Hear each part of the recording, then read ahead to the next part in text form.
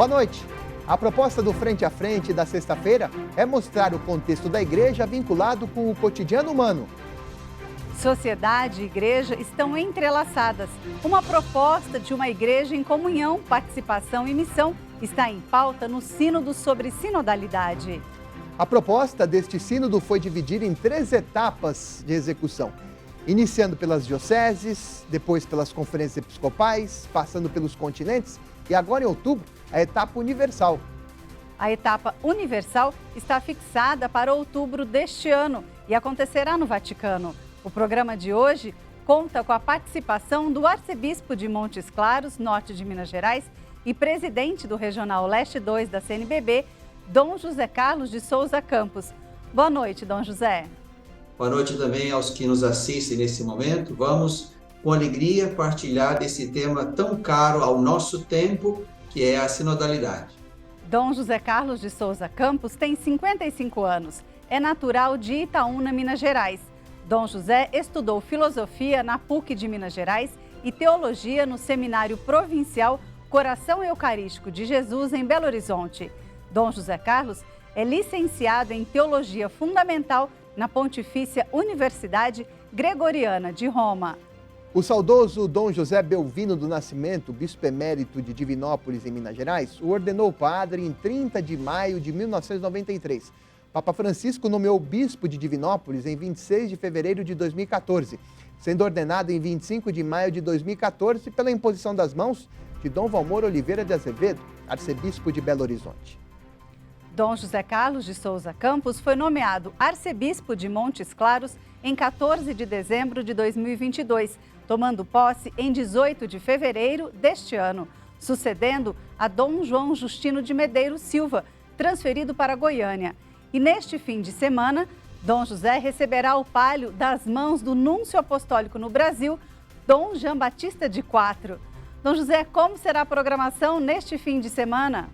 Então, nesta noite de sexta-feira, recebemos aqui o núncio apostólico e amanhã, então, sábado, às 10 horas da manhã, nós, na Catedral Metropolitana Nossa Senhora Aparecida, teremos a celebração de imposição do palio, com a presença dos irmãos bispos aqui da província eclesiástica de Montes Claros, Dom Jorge de Paracatu, Dom Roberto de Janaúba e o padre Natelson, que é o administrador diocesano da Diocese de Januária, que aguarda o seu bispo. Então, neste sábado, às 10 da manhã, nossa igreja e nossa província se alegram com esse momento celebrativo importante e bonito. Qual a diferença que o senhor já vem sentindo, Dom José Carlos, quando o senhor era bispo, agora sendo arcebispo? Qual a diferença, Dom José Carlos?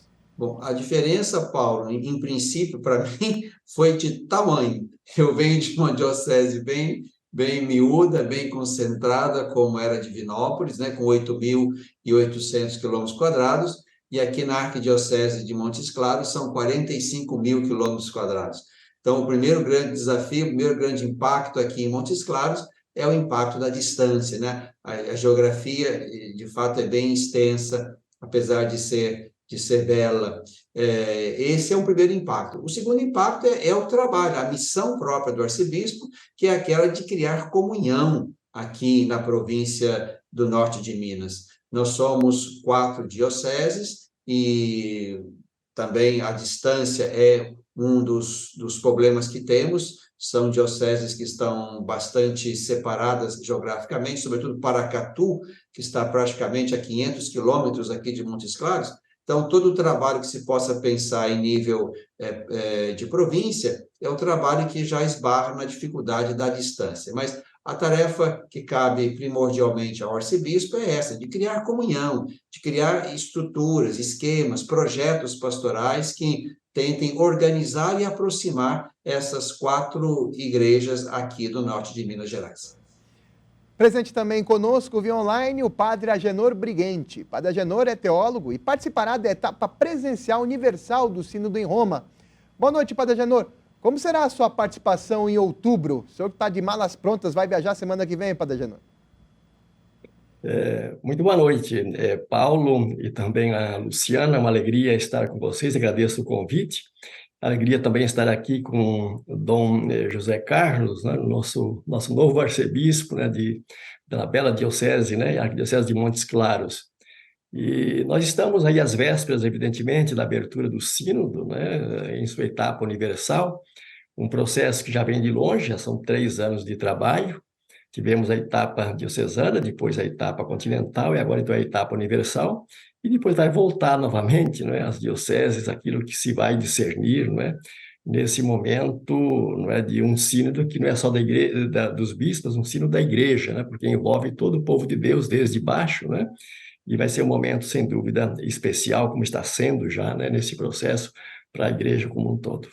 Padre Agenor Briguente fez pós-doutorado pela Universidade Ibero-Americana Cidade do México, de 2017 a 2018, e atua no Instituto Teológico Pastoral para a América Latina do CELAM desde 1994.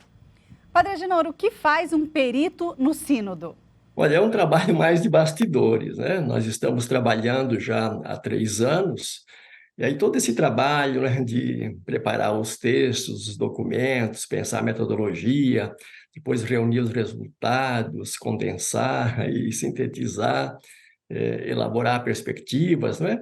Então é um trabalho assim desafiante, não é? Mas também muito bonito, porque é uma contribuição que a gente dá com outras pessoas.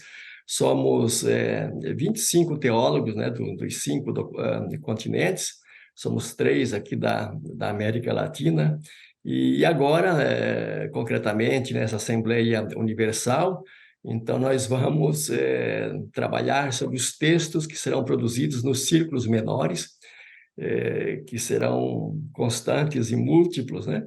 Teremos ali uma média de 400 textos por semana, de 2 páginas cada um, então 800 páginas, para lermos, condensarmos, sintetizarmos e mostrar um pouco, né, as perspectivas para onde, né, o sínodo vai se encaminhar. E isso depois é levado, evidentemente, não é, à plenária, né, do sínodo. Então, um trabalho silencioso, e que a gente faz com carinho, porque é um serviço, como tantos outros, né, que se presta à nossa querida igreja nesses tempos bonitos, buscando ser uma igreja mais povo de Deus, mais sinodal. Vamos então começar a abrir a pergunta, as participações dos nossos colegas jornalistas. Andressa Oliveira, de São Paulo. Olá, Paulo. Olá, Dom José Carlos. A minha dúvida é a seguinte: o que é mais prático para a arquidiocese e para a província? Receber o palio no Vaticano, como antigamente, ou receber o palio na arquidiocese após a bênção do Papa no Vaticano? Há perdas e ganhos nas duas possibilidades.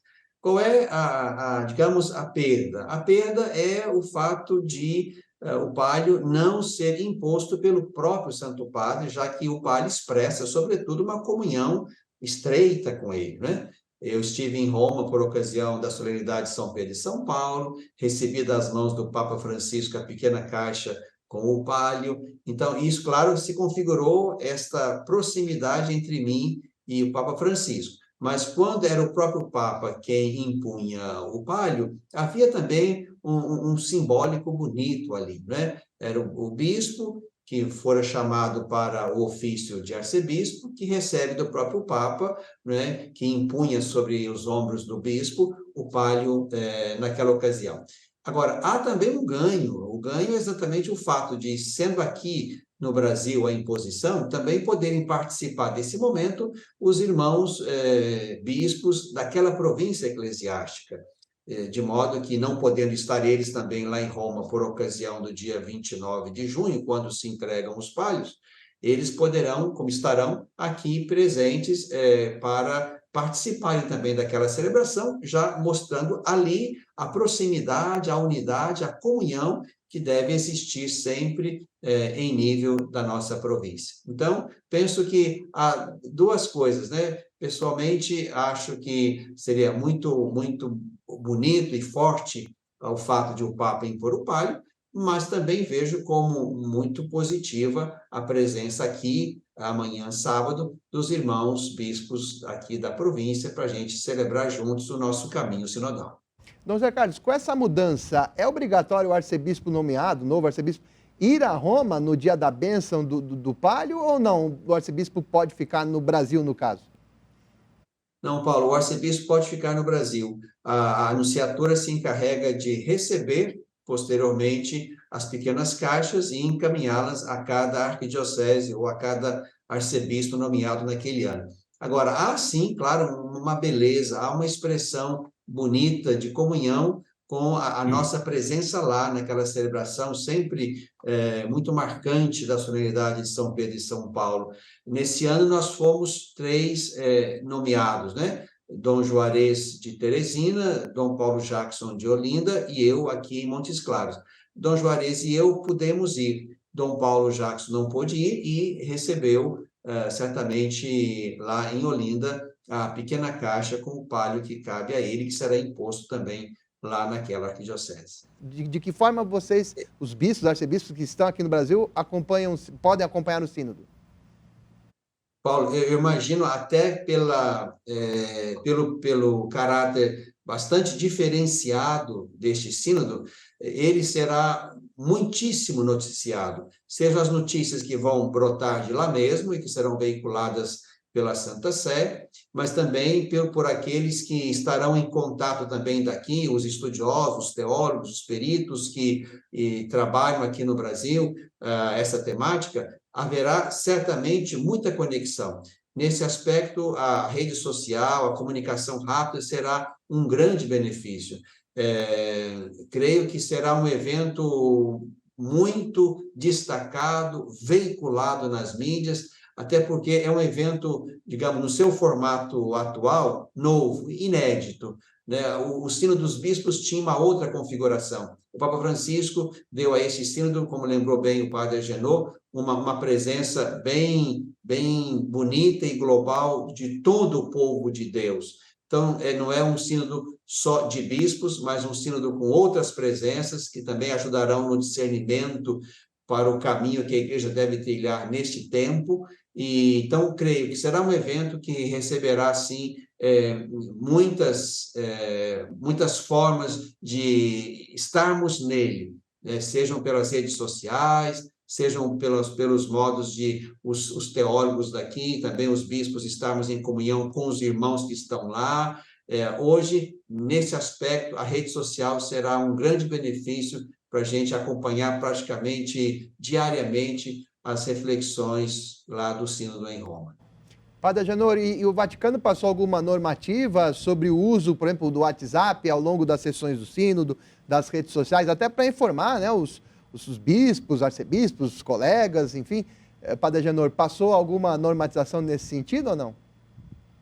A comunicação sempre ela é feita de maneira oficial, né, através da Secretaria do Sínodo, mas para este sínodo, como existem muitas temáticas bastante também assim polêmicas e outras, né, que despertam maior interesse também da opinião pública, então é evidente, não é, que neste sínodo vai haver um serviço mais diferenciado, no sentido de não somente haver informações oficiais, como essa oficialidade também, não é, vai cuidar para transmitir um pouco a globalidade do evento.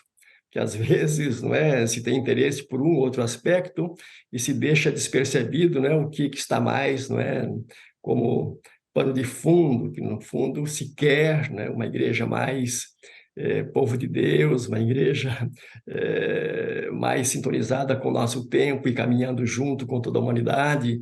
E às vezes são pautas, né, que de repente a imprensa à primeira vista não possa ver tanto interesse nisso, mas então se quer comunicar, não é, o seu significado mais profundo e também, não é, a sua finalidade, que é muito importante para o momento eclesial. Agora a pergunta da jornalista Ana Lúcia Schiapati no Frente a Frente. Boa noite, Padre Agenor. O que muda da proposta deste sínodo com a de outros na história? Obrigada. Olha, este sínodo tem, evidentemente, né, um caráter mais especial, porque, como já falamos aqui, também Dom José Carlos frisou, não é simplesmente um sínodo dos bispos, como tem sido até então. Esse sínodo é um sínodo da Igreja. E em que sentido o sínodo da Igreja? Através de um documento chamado Episcopalis Communium, a comunhão episcopal, o Papa Francisco reformou o Sínodo dos Bispos. E, através dessa reforma, ele convidou os bispos a escutar o Espírito que fala através de todo o povo de Deus.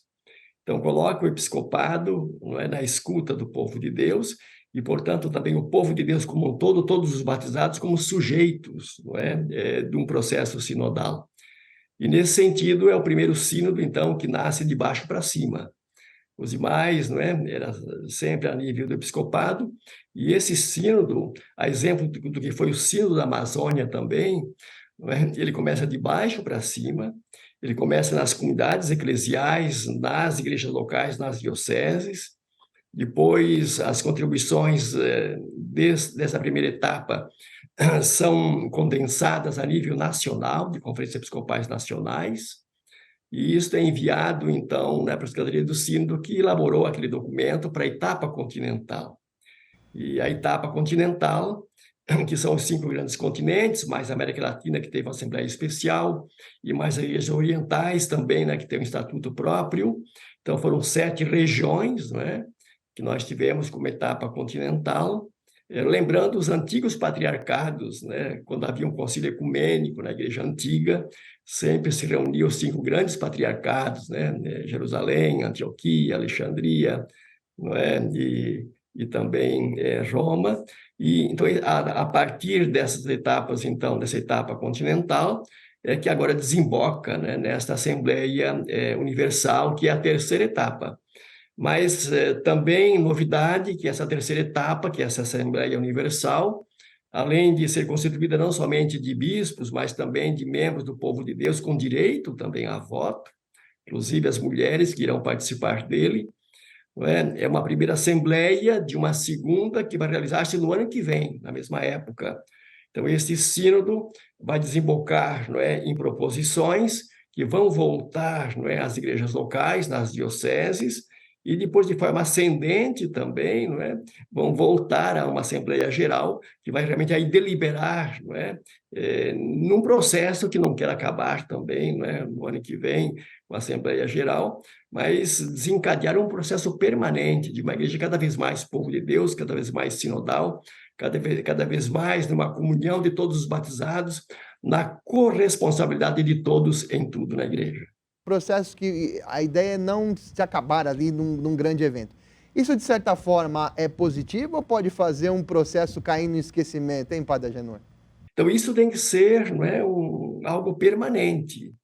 Não é? O que se quis fazer agora neste processo, não é, de 3 anos é chamar a atenção e colocar a igreja num caminho mais intensivo nessa perspectiva, né, para que isso depois continue, seja cada vez mais aprimorado, né, porque caminhar juntos como povo de Deus, igreja, comunidade de comunidades, isso é um ideal que tem que perseguir permanentemente, não é? A gente sabe que das dificuldades cada vez mais de caminharmos juntos, de sermos comunidade, então todos os anos, né, todos os momentos da igreja tem que ser lembrado de caminhar nessa perspectiva, não é? O Papa Francisco recorda em Evangelii Gaudium que existe uma crise, né, do compromisso comunitário. Então, não só a nível das práticas religiosas, mas também na sociedade, um certo triunfo do individualismo, não é? E também a sociedade está também desafiada, não é, a ser mais, não é, sociedade, como diz o Papa Francisco, não é, em Fratelli Tutti, né, uma comunidade de pessoas, uma fraternidade universal, porque, não é, o futuro da humanidade, né, depende também, não é, de um caminhar conjunto, não é, como países, como continentes, não é, e como pessoas. Dom José Carlos, como a igreja vem acompanhando todo esse processo do sínodo? Luciana, eu penso que a primeira atitude que cabe à igreja, já que estamos num caminho que avança sob a inspiração do Espírito, a primeira tarefa da igreja, como tem acontecido em toda parte, é rezar por esse evento, de modo que seja verdadeiramente um evento onde as moções venham do Espírito, venham do alto, e esse Espírito que fala em cada coração, nos corações que estão ali em vários ofícios e estados de vida e de pertença ao povo de Deus, ao mesmo e único povo de Deus, esse Espírito precisa, portanto, falar aos corações e fazer com que os caminhos para o presente e o futuro da igreja, esses caminhos sejam construídos na beleza da sinodalidade. Então, penso que a primeira coisa que a igreja tem feito e precisa fazer sempre mais é exatamente rezar, para que este seja um lugar privilegiado da manifestação do Espírito em vista do bem da igreja. Depois eu penso que uma outra coisa importante é a gente também tentar, de alguma forma, isso é possível, mostrar a importância desse evento, mesmo no seu formato tão novo e tão inesperado, digamos assim, né, como quis o Papa Francisco. Eu penso que temos que ajudar com que as nossas comunidades percebam que o modo como o Papa Francisco pensou e está realizando esse caminho sinodal, ele é extremamente rico. Não significa perda, não significa desconsiderar o episcopado, não significa ampliar para além do possível e do necessário as discussões sobre a igreja. Não, o perfil novo que o Papa deu ao sínodo, ele é profundamente evangélico, no sentido de que todo o povo de Deus pode ali se expressar. Os bispos também são parte do povo de Deus. E não estão acima desse povo. Portanto, se o Papa quis agora um sínodo em que todo o povo de Deus, também os bispos, né, estejam ali presentes para pensar a igreja, a sua presença no mundo, o seu testemunho a ser dado no meio de um mundo dividido como o que nós temos hoje, isso aqui é algo bom. Não podemos ceder a esse discurso que também roda por aí, infelizmente, de que é um caminho que empobrece o sínodo, que tira a autoridade dos bispos, que faz com que a pauta de discussão se amplie para além do necessário. Não é esse o olhar que temos que ter sobre o sínodo. Nós precisamos acreditar que o Espírito Santo fala em todos, né? Fala nos pastores, fala nos leigos e leigas, nos religiosos, enfim, é acreditando nisso que nós, de fato, percebemos que esse formato novo é um formato onde o discernimento haverá de ser feito com maior profundidade, com maior beleza e com maior escuta. O sínodo vai mexer, aquela decisão final do bispo, do arcebispo na sua diocese, o sínodo pode mexer com isso ou não tem risco disso, Dom José Carlos? Claro, Paulo, acho que só tem sentido um sínodo, né, com esse formato se a gente, de fato, estiver disposto a uma conversão, né? O sínodo vem facilitar e favorecer a conversão pastoral, a conversão pessoal, a conversão de cada discípulo em vista de a igreja conseguir realizar mais e melhor o seu papel, a sua missão, o seu testemunho no mundo. Não justifica que haja um sínodo desse porte, com essa beleza metodológica, se depois isso tudo for para a gaveta, se isso não significar acolhida, adesão, disposição à mudança, disposição à conversão pastoral, o que já vem sendo falado há muito tempo.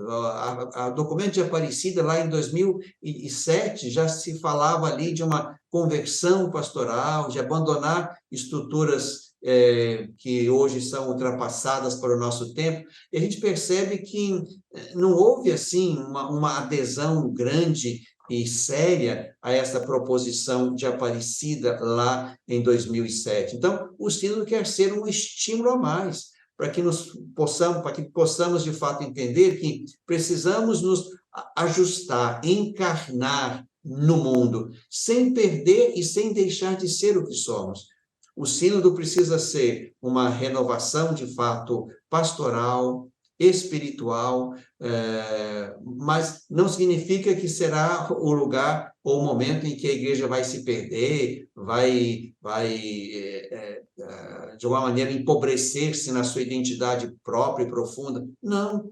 O sínodo quer ser um meio de pensar a presença da igreja neste tempo, com as exigências, as contradições, os problemas deste tempo, aos quais a igreja precisa responder com o evangelho, com a evangelização, com a sua presença fecunda. Para mim, esse será o grande desafio, é fazer com que o sínodo e as suas conclusões, quando elas chegarem, cheguem às bases, às comunidades, para que as comunidades compreendam e avancem na novidade que o sínodo certamente vai propor em muitas direções, metodologias, esquemas de pastoral e de evangelização.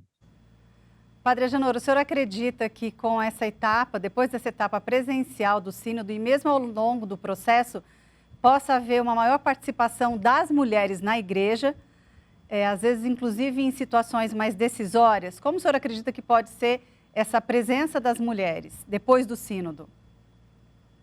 É um dos temas, né, que está sendo refletido, e também o processo de escuta também revelou de que as mulheres, em grande medida, são as que sustentam a igreja. Se nós pensarmos agora nas nossas comunidades eclesiais, por exemplo, né, suponhamos que no fim de semana as mulheres não viessem à igreja, né, haveria muito menos gente, porque a maioria dos participantes são mulheres, né? E, inclusive, os serviços que são exercidos pela igreja, a grande maioria desses serviços também, né, são exercidos por mulheres, né? Agora, o que se constatou que essa presença, efetiva, importante das mulheres, ela carece de um maior reconhecimento por parte da instituição eclesial. Um reconhecimento, por um lado, em abrir mais espaços para uma ministerialidade por parte das mulheres, porque nós temos poucos ministérios na igreja e quase todos reservados, aos homens. Recentemente, se abriu o ministério do acolitato e do leitorato e de catequese, de catequista para as mulheres, mas nós não tínhamos nenhum ministério na igreja para as mulheres, quando são elas, que realmente têm um papel assim preponderante, na igreja. Então, mais ministérios, para as mulheres é uma das proposições, e, inclusive, nos 5 continentes, também todos eles, e praticamente todas as conferências episcopais também se pronunciaram,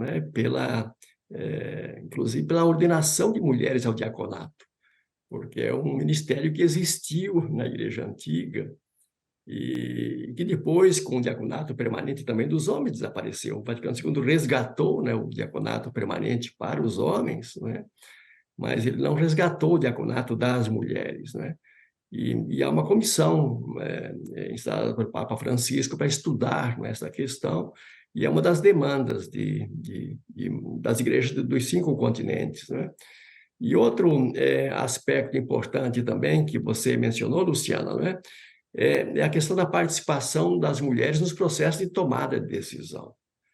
Porque as mulheres, normalmente, elas participam dos processos de escuta, de discernimento, mas na igreja ainda, infelizmente, o poder de decisão está muito centralizado, às vezes no sacramento da ordem.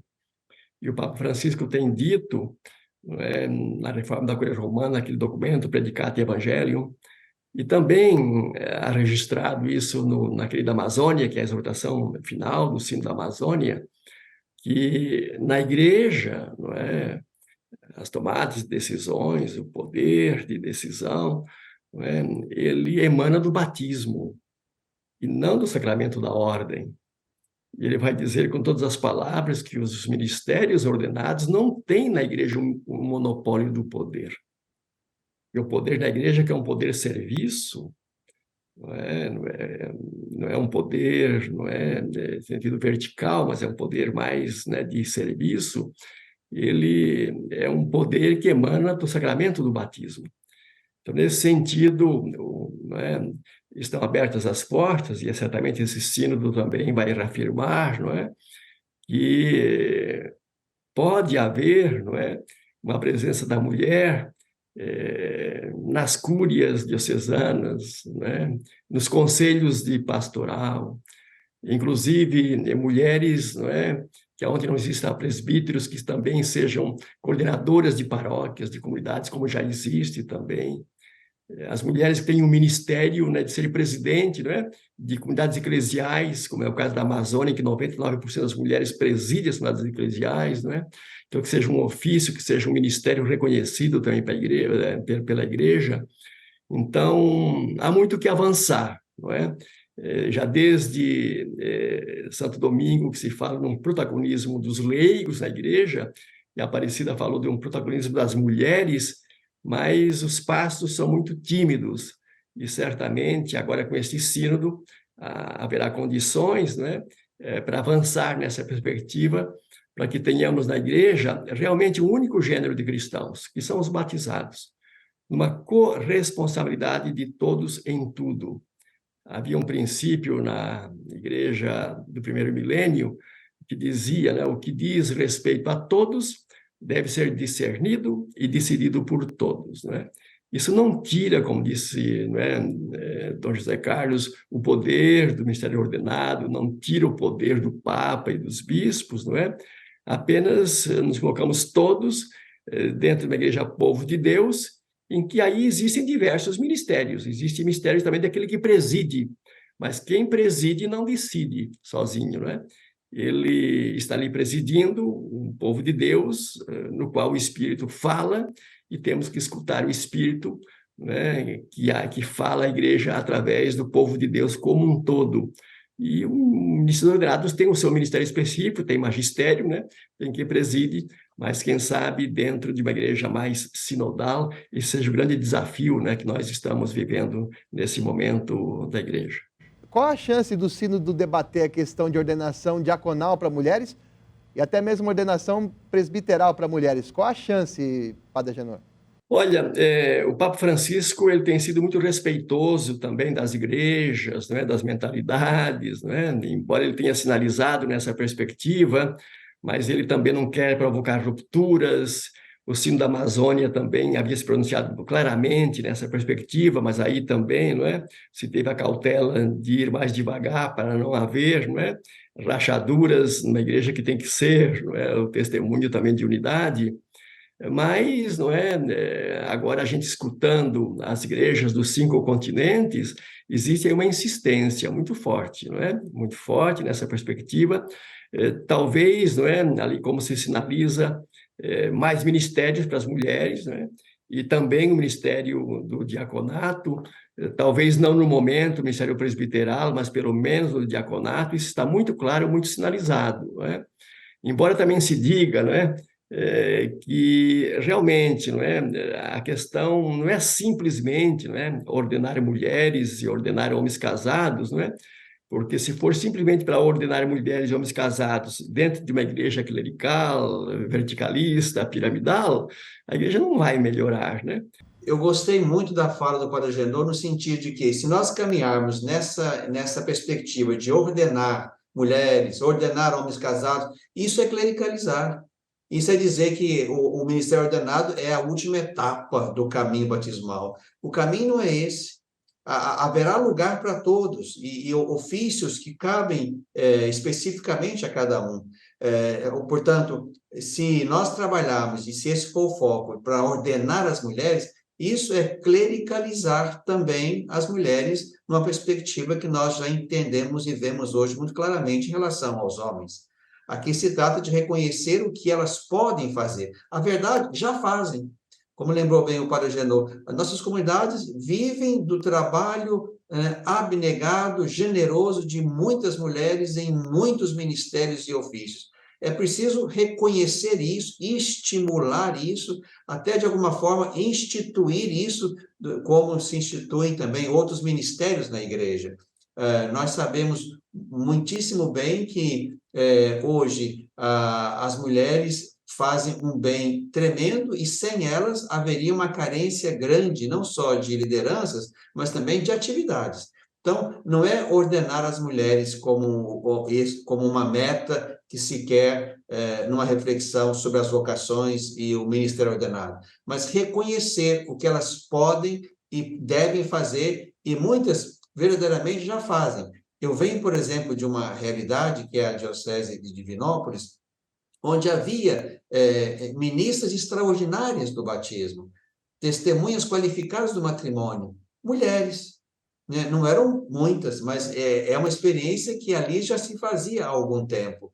Isso é reconhecer que elas também, né, instituídas pela igreja, podem fazer e faziam bem esse ofício, esse ministério de celebrar os batismos e de assistir aos matrimônios. E isso também, agora, o ministério instituído do catequista, da catequista, isso também dá a elas, digamos assim, um reconhecimento importante da parte da igreja. Então, Paulo, não é simplesmente ordenar as mulheres para resolver o problema das vocações ou da carência de vocações, mas reconhecer o bem que elas podem fazer à igreja. Imagine, por exemplo, numa carência de sacerdote como temos hoje, se o sacerdote que precisa celebrar a Eucaristia em várias comunidades estivesse ali, como em alguns lugares tem, seja um leigo, homem ou mulher, para assistir o matrimônio ou para fazer os batizados, já era um tempo que se poderia dedicar a outra tarefa, sem deixar de ele mesmo fazer isso quando puder. Então, eu percebo que aqui se trata de diversificar os ministérios, oferecer a homens e mulheres os ministérios que podem ser oferecidos a eles, sem perder a beleza, a originalidade do ministério ordenado, mesmo que ele continue no formato como nós o temos hoje, né? Para homens, mas essa perspectiva também do ministério diaconal para as mulheres, que já é uma questão que Papa Francisco tem insistido nela, vejo também como um caminho que recupera as origens. Isso aqui, sem dúvida alguma, será uma beleza que vai enriquecer o caminho futuro da igreja.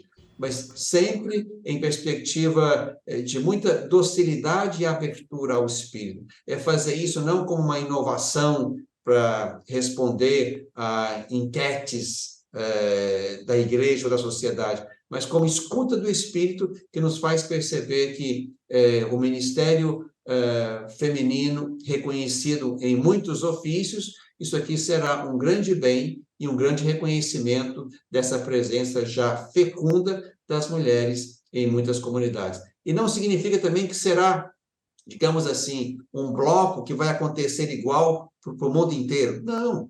Eu penso quando o sínodo vai abrir perspectivas para ministérios diferentes, né, para homens e para mulheres, não significa uma imposição, não significa uma homogeneização da realidade ministerial, mas significa que ali onde esse ministério se faz necessário para o bem da igreja, a manutenção da igreja, isso se abre como uma possibilidade legítima. Então, o sínodo não vai achatar a igreja num esquema só, num esquema ministerial único. Não, mas vai abrir possibilidades que vão responder a realidades eclesiais muito diversas por esse mundo afora.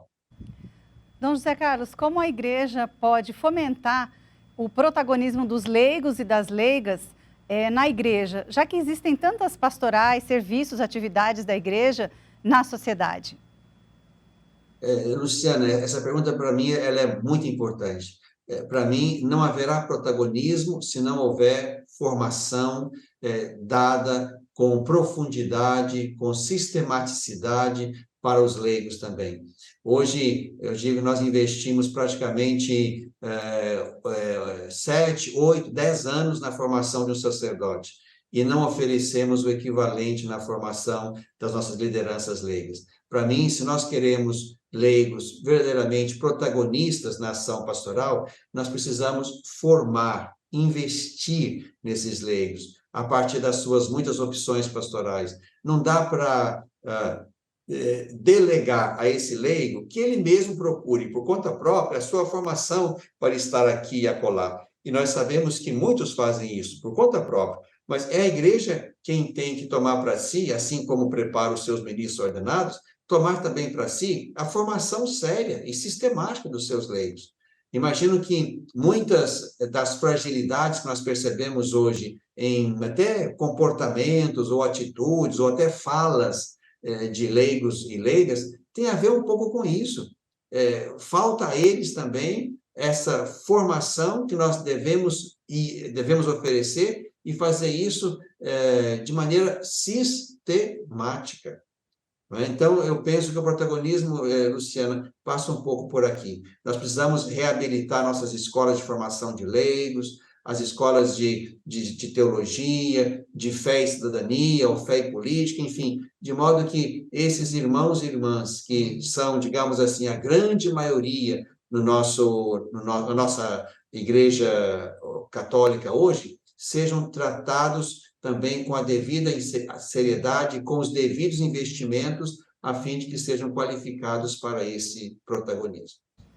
Vamos agora à participação do jornalista Hugo Rocha, de São Paulo. Hugo Rocha pergunta a Dom José Carlos e ao Padre Adenor. Hugo. É porque as comunidades estão mais preocupadas com o litúrgico e menos com a doutrina social da Igreja. Para mim, a consulta feita desde as bases revelou isso muito. Nós estamos razoavelmente bem, não com excelência, é certo que não, mas estamos razoavelmente bem no esquema de manutenção da nossa catequese, sobretudo sacramental. As celebrações têm lá a sua razoável qualidade e seriedade e piedade, mas é verdade que houve uma baixa muito grande no compromisso social. As chamadas pastorais sociais praticamente hoje vivem à míngua, por diversos motivos, e nem sei se teremos tempo de tratar disso, mas eu penso que precisamos, sim, focar também essa dimensão social do Evangelho. A nossa fé exige esta presença efetiva no coração da sociedade, com as suas muitas contradições. Pastorais que outrora eram vigorosas, importantes, como a pastoral da criança, por exemplo, né? A pastoral do menor, a pastoral carcerária, que aqui mesmo no norte de Minas eram pastorais vigorosas, hoje não são mais assim. E ainda há um problema grave, que quando se começa a investir um pouco mais aí, logo vem o que o Papa Francisco vai dizer lá naquela exortação sobre a santidade, né? A suspeita acerca do comprometimento social, não é? Como se isso fosse coisa errada, destoante do Evangelho. Muito pelo contrário. Muito pelo contrário, o Evangelho nos obriga a esta postura de cuidado, de atenção, com todas as formas de vida, de vulnerabilidade, de situação limite. Então, é preciso, de fato, que a gente, hoje, sobretudo, recupere grandemente e rapidamente o ensino da doutrina social da Igreja. Para mim, é a partir daí que a gente vai entender que o que fazemos por causa da fé em Jesus Cristo, por causa da fidelidade ao Evangelho, por causa do avanço do reino que nós queremos que venha, e não por mero comprometimento político-partidário ou ideológico. Assumimos essas causas e elas são profundamente ligadas ao Evangelho, às exigências do Evangelho. Ou nós fazemos isso, ou transformamos a fé numa coisa que toca simplesmente o coração e a mente, e não a vida e o corpo. Então, é um desafio. Doutrina social da Igreja que estimula e que faz crescer o compromisso com as causas sociais, com as pastorais sociais, é uma grande urgência do nosso tempo. Tanto nos seminários, como também na formação do laicato, como também na formação da vida religiosa. A doutrina social da Igreja tem sido, sim, uma matéria, um conteúdo que entra como coisa miúda, que não formata o coração para esse compromisso social do Evangelho. Infelizmente, não é? Tem voltado nos últimos tempos esse modelo de igreja pré-conciliar. Tanto que a Aparecida vai advertir, não é, que nos faltou coragem para levar adiante a renovação do Vaticano II, né? E tem voltado, diz aqui a Aparecida, né? Eclesiologia pré-conciliar, não é? E tem voltado o clericalismo, não é? E espiritualidades também desencarnadas, etc. Não é? Então, nesse sentido, não é, de que um grande desafio no momento é a gente redescobrir, não é, a riqueza do batismo, que faz do povo de Deus todo ele um povo sacerdotal, profético e régio, situar, não é, o culto, a celebração em seu devido lugar, não é, que é importante, evidentemente, mas não é o único modo de ser cristão, não é, a vida de oração, a celebração. Né? São momentos fortes, importantes, necessários, mas para a gente, não é, ali celebrar aquilo que nós esperamos da fé, mas que precisa acontecer na história, no cotidiano da vida. Aí nós temos, então, o ministério, né, da palavra, da profecia, que ele é fundamental, e temos, evidentemente, né, o ministério do serviço da caridade, né? E como Dom José Carlos falou, né, esse serviço da caridade, do serviço ao mundo, não é, nós já temos aqui, não é, mais de 100 anos de doutrina social da Igreja. Já desde os Santos Padres mostraram, né, a importância do engajamento, do serviço no mundo. Mas os últimos 100 anos na Igreja são de um rico magistério, desde renovaram até aqui, não é? Em Laudato Si, em que a Igreja, né, tem conclamado todos os cristãos, não é, a não ficar confinados, não é, numa igreja autorreferencial, uma igreja do culto, uma igreja da oração, não é, que tudo isso é importante, evidentemente, não é, mas uma igreja, não é, que esteja engajada, né, numa perspectiva transformadora do mundo. Não é? O que é evangelizar, de recordo do Papa Francisco em Evangelho Gáudio? É tornar presente o reino de Deus no mundo. E o tornamos presente por esses 3 mundos, né? Pelo ministério da profecia, pelo ministério sacerdotal e pelo ministério do serviço da caridade. Não é? Aí teremos uma fé equilibrada e uma igreja também, não é? Que cumpre de maneira integral a sua missão, e cada cristão também, né, está chamado a exercer, né, esses 3 mundos, esses 3 ministérios, né, na igreja e na sociedade. Vamos à pergunta de Amanda Queiroz, da Capital Federal, no Frente a Frente. Amanda. Boa noite, Padre Agenor. Como o sínodo sobre sinodalidade pode abordar no Vaticano a ligação entre fé e política? Paulo VI, em 80ª Adveniens, uma das encíclicas sociais, né, lá dos anos 70, dizia que a política, não é a forma mais nobre da caridade, porque nós podemos dar um pão e fazemos, né, um bem, mas se entramos no mundo da política e mudamos as instituições e mudamos as leis que podem dar pão para toda a humanidade, podemos fazer um bem muito maior. Né? Então, existe a política, evidentemente, com P maiúsculo, que é esse serviço como cidadãos no mundo, né, que isso tem que ser para todos, também para os clérigos, também para os ordenados também. Todos nós temos uma missão na igreja e no mundo. E existe a política com P maiúsculo, minúsculo, que é aquela política mais partidária. E aí é campo também da atuação dos cristãos. Nos últimos tempos se tem praticamente criminalizado a política. É evidente que a política com P minúsculo, né, dos partidos, etc., ela está bastante aquém daquilo que ela deveria ser. E dá até medo de entrar nesse mundo ali, que é um mundo muito pequeno, corrompido. Mas não tem outra forma de nós melhorarmos a sociedade sem entrarmos também nesses espaços e tentar transformá-los e mudá-los. Não tem outra forma. Não é ficando de fora criticando que a gente vai melhorar. É participando. Por isso esse sínodo, de Igreja Comunhão. E como é que se dá a comunhão? Como é que a gente constrói a comunidade? Pela participação. É a segunda palavrinha aí ao lado de comunhão que o sínodo traz, Nós efetivamos a comunhão pela participação. E essa participação sempre é uma participação política, seja com P maiúsculo e seja também com P minúsculo. E essa participação, além da política partidária, que às vezes não nos animamos muito, que é um campo muito delicado, mas os cristãos que querem entrar, a gente tem que também, formá-los e acompanhá-los nesse campo.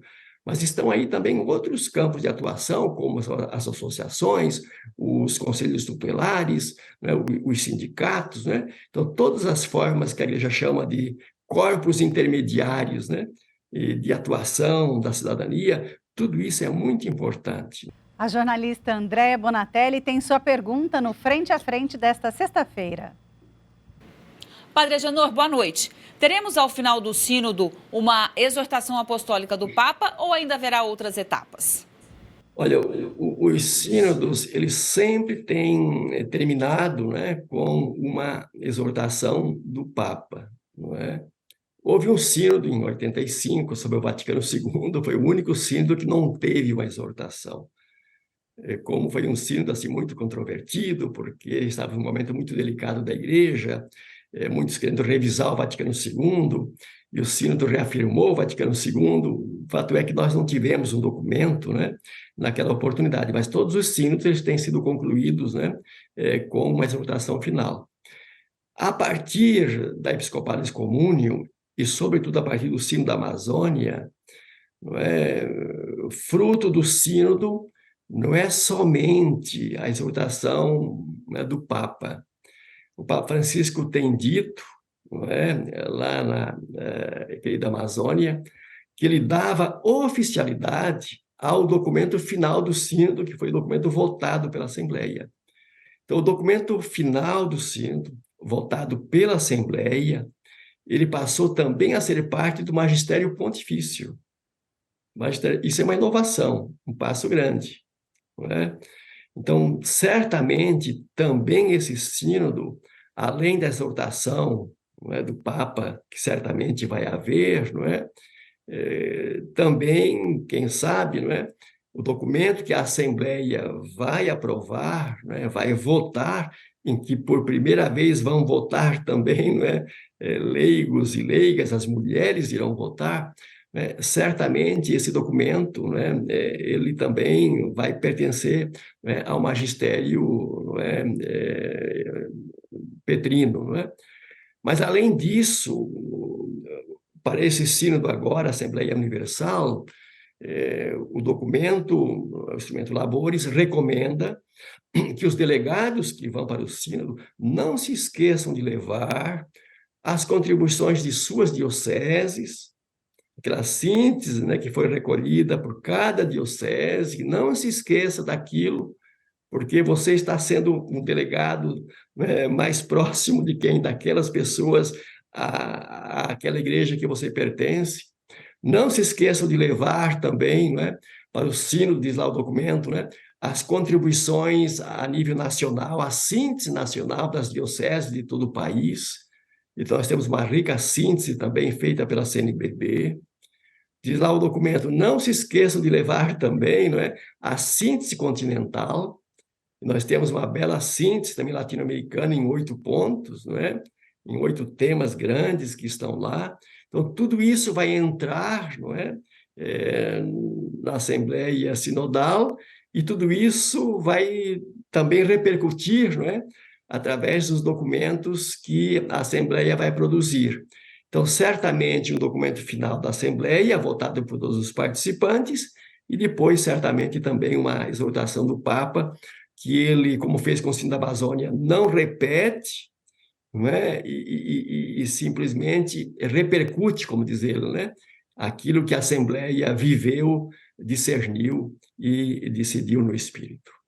Agora quem participa do programa com a sua pergunta é a jornalista de Brasília, Beatriz Duarte. Boa noite, Dom José Carlos. Como reconstruir uma igreja dividida em tempos de polarização? Esse é o grande drama do nosso tempo.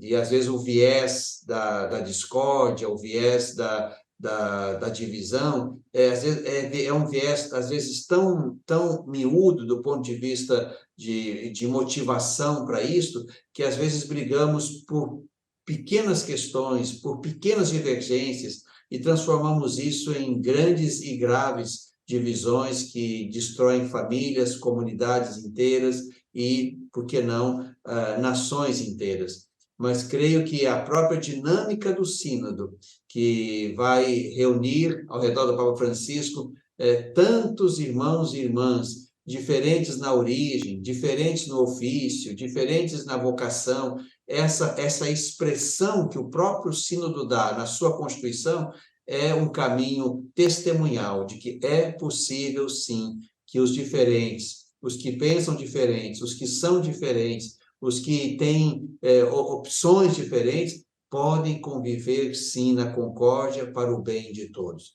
Mas penso que esse também é um dos grandes alvos e motivos da nossa oração. A Igreja precisa também se exercitar aí, numa súplica pela unidade, mas também se esforçar grandemente para viver isso para dentro de si e na sua relação com o mundo, enxergando, claro, há limitações, fragilidades, pobrezas em todas as realidades, mas há também belezas, há também riquezas.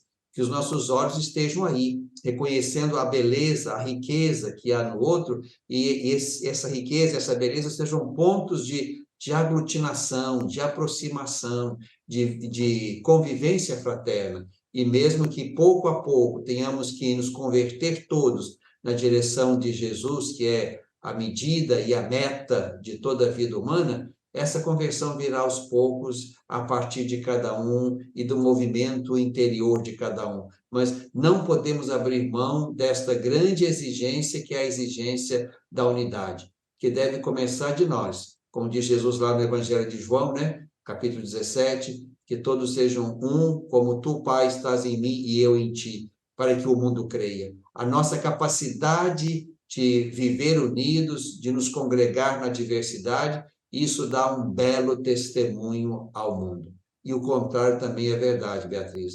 Se nós não conseguimos mostrar, por causa de Jesus e pela presença do Espírito dele em nós, se nós não somos capazes de mostrar uma capacidade de convivência fraterna, pacífica, na diversidade de opções, de ministérios, de serviços, de carismas, certamente nós deixamos de dar o mais importante testemunho que temos que dar, que é esse da unidade. Muito obrigado aos participantes do Frente a Frente desta sexta-feira.